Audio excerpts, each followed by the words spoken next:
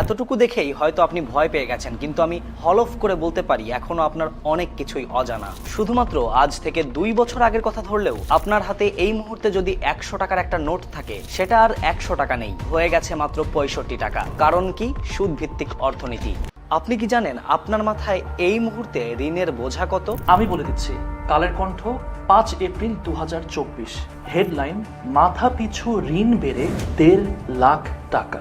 তার মানে আমাদের দেশের 18 কোটি মানুষের প্রত্যেকের মাথায় ঋণের বোঝা 1,50,000 টাকা।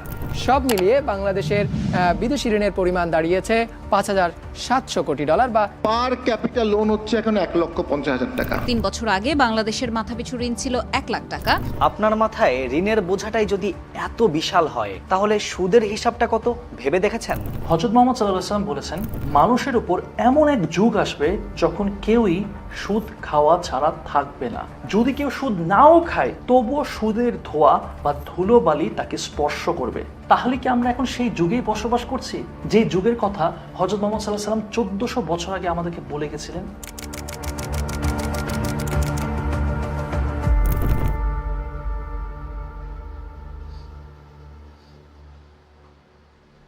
এতটুকু দেখেই হয়তো আপনি ভয় পেয়ে গেছেন, কিন্তু আমি হলফ করে বলতে পারি এখনো আপনার অনেক কিছুই অজানা। শুধুমাত্র আজ থেকে 2 বছর আগের কথা ধরলেও আপনার হাতে এই মুহূর্তে যদি 100 টাকার একটা নোট থাকে, সেটা আর 100 টাকা নেই, হয়ে গেছে মাত্র 65 টাকা। কারণ কি? সুদ ভিত্তিক অর্থনীতি।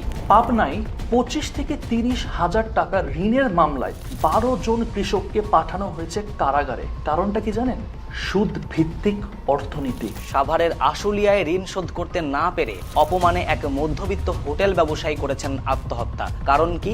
সুদ ভিত্তিক অর্থনীতি। আমি যদি আপনাদেরকে বলি, এই সুদের কারবার আপনি, আমি, আমরা সবাই চালাচ্ছি, আপনি কি বিশ্বাস করবেন? বিশ্বাস করুন আর না করুন, আপনি যে ব্যাংক লোনের ট্র্যাপে আটকে পড়ে গেছেন, যেখান থেকে বের হওয়া বেশ মুশকিল, এই কথা সত্য। আর আজকের ভিডিওর তথ্য, উপাত্ত, ইনসাইটস আপনাকে এমন কিছু জানাবে যা শোনার জন্য আপনি একদমই প্রস্তুত নন।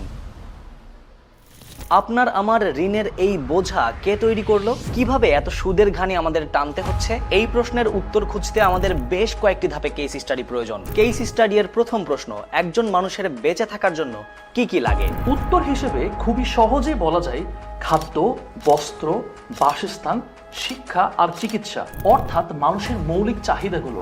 একজন মানুষ তার এই 5টি মৌলিক চাহিদা পূরণ করতে পারলেই একটা সাবলীল জীবন যাপন করতে পারে। কিন্তু মুশকিলটা কোথায় জানেন? আমাদের এই বেসিক নেসেসিটি পূরণ করতেও আমাদের কাছে ঋণ নিতে হচ্ছে। অতিষ্ঠ দেশের 4 কোটি মানুষ খাবার কিনছে ঋণ করে খাদ্য, বস্ত্র, বাসস্থানের মতো মৌলিক চাহিদা মেটাচ্ছে। এটা আমাদের কথা না, বিবিসি বাংলার হেডলাইন, ঋণ করে খাবার কিনছেন দেশের 4 কোটি মানুষ। প্রতিবেদনে স্পষ্ট উল্লেখ করা, দেশে মোট জনসংখ্যার 4 ভাগের 1 ভাগ মানুষ ঋণ করে তাদের মৌলিক চাহিদা মেটাচ্ছেন। মোটা দাগে অ্যানালাইসিস করলে গ্রামের 28%, শহরের 24% এবং সিটি কর্পোরেশনের 15% মানুষ এখন ব্যাংক ঋণের ট্র্যাপে ফেসে গেছে। মৌলিক চাহিদার যোগান মেটাতে 2 বেলা খাবার খেতে যদি ঋণ নিতে হয়, তাহলে বলাই যায় দেশের একটা বড় সংখ্যক মানুষ ঋণ নিতে বাধ্য। আর যেখানে ঋণ থাকবে সেখানেই অটোমেটিক্যালি সুদ চলে আসবে। তার মানে এই দাঁড়ালো আপনি সুদ খেতে বাধ্য, রীতিমতো সুদের ট্র্যাপে জর্জরিত। শুধু এই 4 ভাগের 1 ভাগ মানুষ না, আমার আপনার মতো অসংখ্য মধ্যবিত্ত মানুষ তাদের সঞ্চয় ভেঙে সংসারে ভাতের যোগান দিচ্ছে। এই পর্যন্ত শুনে আপনার কাছে মনে হতে পারে রাষ্ট্র মৌলিক চাহিদা পূরণে ব্যর্থ, কিন্তু এই কাহিনীর পিছনেও আছে কাহিনী। খেলা কেবল শুরু। আমার আপনার মতো কয়েক কোটি মধ্যবিত্ত এবং নিম্নবিত্ত মানুষের আর্থিকভাবে এই বেহাল দশার পেছনে না আপনি দায়ী, না মোটা দাগে রাষ্ট্র দায়ী। এখন মনে প্রশ্ন জাগতে পারে, আসল দোষটা তাহলে কার? উত্তর খুঁজতে আমাদেরকে বেশ কয়েকটা ঘটনার ইনসাইটস দেখতে হবে।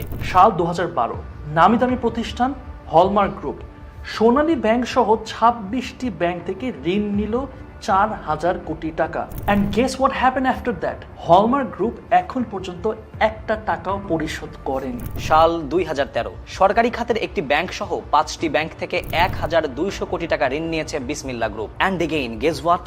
হলমার্ক গ্রুপের মতো বিসমিল্লাহ গ্রুপও একটা টাকাও পরিশোধ করেনি। সবচেয়ে অবাক করা বিষয়, সম্পূর্ণ টাকা তারা পাচার করে দিয়েছে বিদেশে, এমনকি নিজেরাও আছে বিদেশে। শুধু এই দুইটা প্রতিষ্ঠান না, আমাদের দেশে কয়েকশোটা প্রতিষ্ঠান আছে যারা আইনের মতে ইচ্ছাকৃত ঋণ খেলাপি।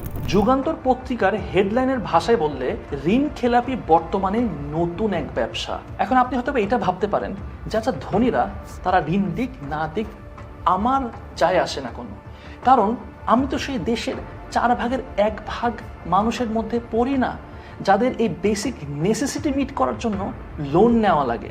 আমি নিজে ঋণ নেও না, আমি ঋণ খেলাপিও করি না, সো সমস্যা তো নাই। সমস্যা আছে, ভয়ঙ্কর সমস্যা, এমনকি একটার সাথে আরেকটা এমন ভাবে জড়িয়ে যা হয়তো আপনি আগে কখনো ভাবেননি। সমস্যাটা হলো, ধনীরা ঋণ নিয়ে শুধু খেলাপি করছে না, শুধু টাকা পাচারি করছে না, বরং কর বা ট্যাক্সও ফাঁকি দিচ্ছে একেবারে নিয়ম করে, যার কারণে প্রচুর পরিমাণ অর্থ সংকটে পড়ছে রাষ্ট্র আর ব্যাংকগুলো। রাষ্ট্র এই অর্থ সংকট পূরণ করতে দুইটা পদ্ধতি মেইনটেইন করে, এবং সেই দুইটা পদ্ধতির মাঝে আছে আমাদের কাঙ্ক্ষিত প্রশ্নের উত্তর খুঁজে বের করব। কিন্তু তার আগে আমাদের আজকের ভিডিওর স্পন্সর গোজায়ান সম্পর্কে দুইটা কথা বলি। ঈদের লম্বা ছুটিকে মাথায় রেখে ঘুরে আসতে পারেন এই ব্যস্ত জীবনকে পেছনে ফেলে, মনের মতো ট্যুর গুছিয়ে সেরা বাজেটে ঘুরে আসতে পারেন বন্ধু আর পরিবার নিয়ে। সব রকম তথ্য, কোন ফ্লাইট কোন হোটেল বুক করব তা সহজেই খুঁজে পাওয়া যায় গোজায়ানে। গোজায়ান থেকে করা প্রথম বুকিং এ ব্যবহার করতে পারেন আমার coupon code Nasir 500। And now back to video. এই অর্থ সংকট পূরণ করতে রাষ্ট্র প্রথম যে কাজটা করে সেটা হচ্ছে তারা টাকা ছাপায়। আর নতুন টাকা ছাপালে সবচেয়ে বেশি যে ক্ষতিটা হয় সেটা হলো ইনফ্লেশন। খুব সহজ ভাষায় টাকার মান কমে যাওয়া। ভিডিওর একদম শুরুতে বলা হয়েছিল যে এই 100 টাকা কিভাবে 2 বছরের মধ্যে 65 টাকা হয়ে গেছে। আশা করি এখন আপনারা সেই হিসাবটা খুব সহজে মিলাতে পারলেন। একটা দেশে যখন ইনফ্লেশন হয় তখন সব কিছুর দাম বেড়ে যায়, আর এখান থেকেই শুরু আরেকটি ধাপের নাম ক্ষুদ্র ঋণ ফাঁদ। বাড়ি ছিল, সেই বাড়িটা আমি ধ্বংস করে ফেলেছি। 40 লাখ টাকার বাড়ি আমি 12-13 লাখ টাকা বিক্রি কইরা আমি তারপর ঋণ শোধ করতে পারি না। আমার এরকম করে অত্যাচার করে, তাই জন্য আমার বলে মরে গেছে। দ্রব্যমূল্য যখন চড়াও হয় তখন মধ্যবিত্ত আর নিম্ন মধ্যবিত্ত মানুষকে করতে হয় ঋণ, এমনকি মৌলিক চাহিদা মেটাতেও ঋণ করতে হচ্ছে। আর ব্যাংকগুলো বিদেশে পাচার হওয়া এই অর্থ তুলে নেয় ক্ষুদ্র ঋণে আরোপ করা মাত্রাতিরিক্ত সুদের মাধ্যমে। কিন্তু পরিতাপের বিষয়, বেশিরভাগ মানুষই এই ক্ষুদ্র ঋণের ফাঁদ থেকে রেহাই পায় না। ঠিক এমনই একজনের নাম সালমা বেগম। মুন্সিগঞ্জে সিরাজদিখানে কেয়াইন ইউনিয়নের ও ইসলামপুর গ্রামে ঋণের চাপে 2 শিশু সন্তানকে বিষ খাইয়ে মায়ের আত্মহত্যার ঘটনা ঘটেছে। কিন্তু মনে প্রশ্ন উঠে আসে, যে ক্ষুদ্র ঋণের জন্য আমাদের ডক্টর মোহাম্মদ ইউনূস স্যার দুনিয়ার বিখ্যাত নোবেল প্রাইজ পেলেন, যাকে নিয়ে দেশের গর্বের শেষ নাই, সেই ক্ষুদ্র ঋণকেই আমরা বলছি ফাঁদ। শুধু ফাঁদ নয়, 71 টিভির হেডলাইনের ভাষায় একেবারে মরণ ফাঁদ।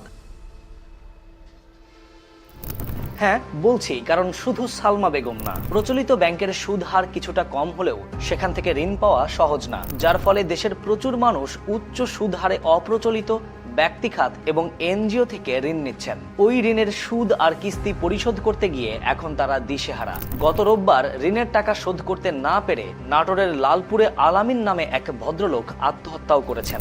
ব্যক্তিখাতে সুদের হার কতটা ভয়ানক তার প্রমাণ এই ভিডিওটি। নারায়ণগঞ্জে মাত্র 5,000 টাকা নিছিলেন উনি, নেয়ার পর এটার সুদ 2 লক্ষ টাকার বেশি উনি সুদ দিচ্ছেন। এখন পর্যন্ত আলোচনা থেকে একটা ব্যাপার সুদে আসলে ক্লিয়ার, বিশেষত মোটা দাগে ঋণ করে ভাত খাওয়া দেশের 1/4 মানুষ ঋণ এবং সুদের সাগরে হাবুডুবু খাচ্ছে ধনীদের ঋণ খেলাপি আর অর্থ পাচারের কারণে। কিন্তু এখানে একটা প্রশ্ন চলে আসে, সেটা হচ্ছে যে ব্যক্তির ঋণের কোনো প্রয়োজন নাই সেও কিভাবে মোটা অঙ্কের ঋণের ফাঁদে পড়ে যাচ্ছে? সেই বা কেন ব্যাংকের থেকে লোন নিচ্ছে? যার ঋণের প্রয়োজন নেই সেও ঋণ নেয়, কারণ সে এমন একটা জালে আটকা পড়েছে যার নাম কমোডিটি ফেটিশিজম। কমোডিটি ফেটিশিজম প্রতিনিয়ত নিজেকে উচ্চবিত্ত দেখানোর প্রতিযোগিতা, হোক সেটা গাড়ি কিনে, নতুন আইফোন কিনে, কিংবা বন্ধুর দেখা দেখি দামি বাইক কিনে। আর ব্যাংক তো বসেই আছে 1000টা লোনের পসরা সাজিয়ে, car loan, home loan, bike loan, land loan, education loan আর কত কি। অন্যের সামনে নিজেকে ধনী দেখাতে মানুষ জড়িয়ে যাচ্ছে সুদি কারবারিতে। ভাই আমার মাথার উপরে ছাদ থাকলেই হলো, আমার কি দরকার লোন নিয়ে বাড়ি কেনার? আমার অফিসে যেতে, বিশ্ববিদ্যালয়ের ক্লাসে যেতে রিকশাই যথেষ্ট। বস্তুত মেট্রো রেল কিংবা লোকাল বাসও খারাপ কিসে? আমার কি দরকার লোন নিয়ে গাড়ি কেনার? নিজের টাকায় এক্স করোলা না কিনে লোনের টাকায় টয়োটা সুপ্রা কিনে কি খুব বেশি শান্তিতে থাকা যায়? না, একদমই অসম্ভব, বরং অশান্তি বাড়বে। আমরা কিভাবে এক্সপেক্ট করি যে সুদের মতো জিনিসের সাথে আমরা জড়িত হব আর সেখানে আমাদের শান্তিও বাড়বে? আমাদের সবচেয়ে বড় সমস্যাটা কি জানেন? আমরা জানি না এবং আমরা বুঝতেও চেষ্টা করি না যে ভাই অ্যাসেট কোনটা আর লায়াবিলিটি কোনটা। এনিওয়েজ, ওইটা আরেকটা চ্যাপ্টার। একটা সিম্পল কোয়েশ্চেন করি, ধরেন আপনার কাছে কোনো টাকা নাই, আপনি এই মগটা কিনবেন, আপনার কাছে কোনো টাকা নেই, নগদ কোনো ক্যাশ নাই, কিন্তু আমি যদি বলি যে আপনি তাও কিনতে পারবেন, আপনি কিভাবে সেই জিনিসটা কিনবেন বলেন তো? আমি আসলে যেটা বোঝাতে যাচ্ছি যে আপনার কাছে কি ভয়ঙ্কর সুদের মেশিন, যেটাকে আমরা বলি ক্রেডিট কার্ড, এটা কি আছে? হালের নতুন সংযোজন ক্রেডিট কার্ড। এখন পকেটে টাকা না থাকলেও ব্যাংকের টাকায় রীতিমতো যে কোনো প্রোডাক্ট আপনি কিনে নিতে পারেন। ভাই আপনি জানেন না আপনি কি পরিমাণ সুদের বোঝা টানছেন। আমার পকেটের কোনো টাকা তো খরচ করতেই হবে না, বরং আমি রেস্টুরেন্টে 10% 20% ডিসকাউন্ট, আমি বিমানে পাবো 10-20% ডিসকাউন্ট, এখানে ওখানে। শুধুমাত্র ক্রেডিট কার্ডে আমি এই ডিসকাউন্টগুলো পাই, কেন ডেবিট কার্ডে আমি পাই না? এবং এই সবগুলো টাকা আমি ব্যাংকের কাছ থেকে পাচ্ছি, অর্থাৎ আমার নিজের টাকা না, এটা ব্যাংকের টাকা। ভাই আপনি বুঝতেও পারতেছেন না যে আপনি কি পরিমাণে সুদের বোঝা টানছেন। ফিরে যাব ভিডিওর একেবারে শুরুতে, যেখানে বলেছিলাম নাগরিক হিসেবে আমরা আমাদের অজান্তেই লক্ষ লক্ষ টাকার সুদ মাথায় নিয়ে চলছি। প্রশ্ন হলো, এই গ্যারাকল থেকে বের হবার কোনো কি উপায় আছে?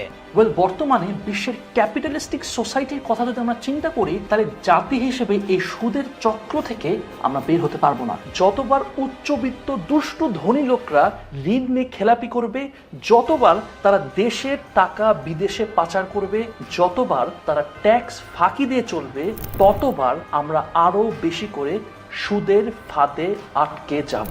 মোদ্দা কথা, রাষ্ট্র তখনই বহির্বিশ্ব থেকে ঋণ নেয় যখন দেশের ভেতরের টাকায় উন্নয়নমূলক কাজ চালাতে সে ব্যর্থ হয়। রাষ্ট্র তখনই ঋণের সুদ টানে যখন তার নিজের টাকার সংকট পড়ে। এবার আপনিই বলুন, আমরা কি সেই জামানায় নেই যেই জামানা সম্পর্কে রাসূল সাল্লাল্লাহু আলাইহি ওয়াসাল্লাম আমাদেরকে সচেতন করেছিলেন? এবার আপনি বলুন, এই জমানার সুদ থেকে বাঁচতে হলে আমাদের করণীয় কি?